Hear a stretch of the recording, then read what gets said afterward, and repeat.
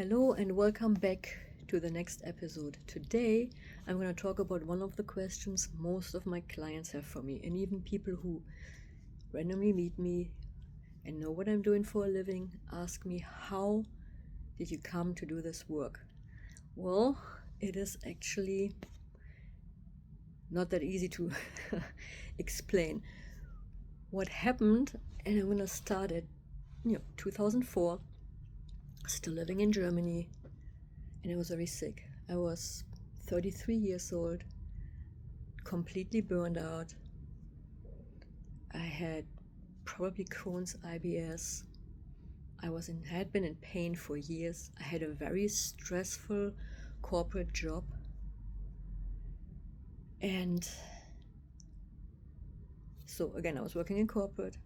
I didn't know anything about osteopathy, healing work, metaphysics. Maybe I've always been interested in like the death and dying and where we're coming from, where we're going to, those kind of things.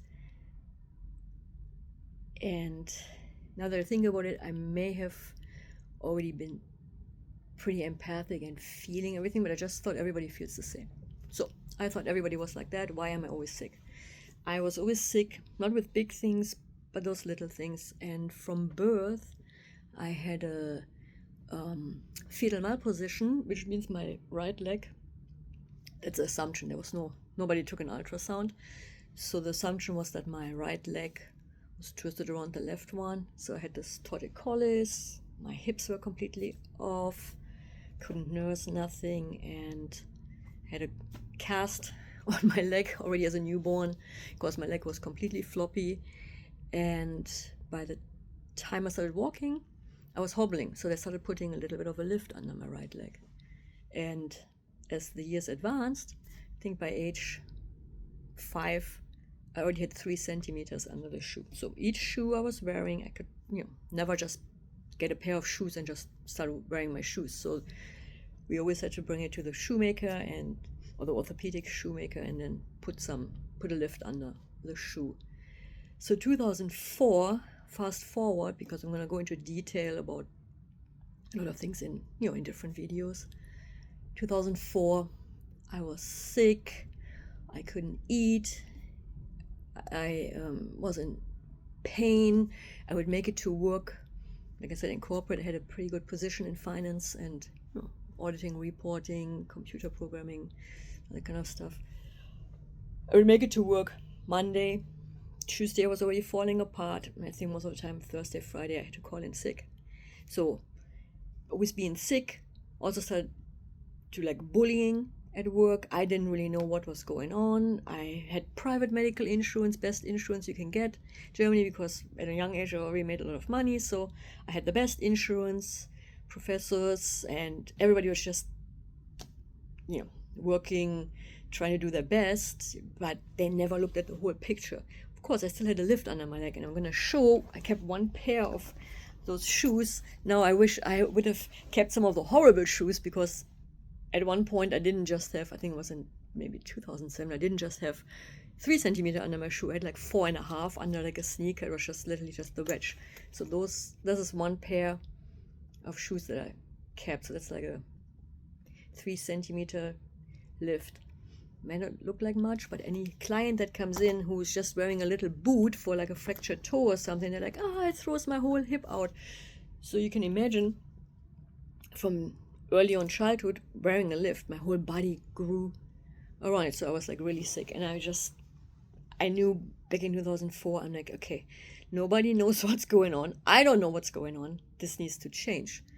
So I started praying, which is a whole another story. I was just, one morning I woke up, I looked into the mirror, I looked horrific. I was only 33 years old, and I thought I was gonna die. This is not sustainable.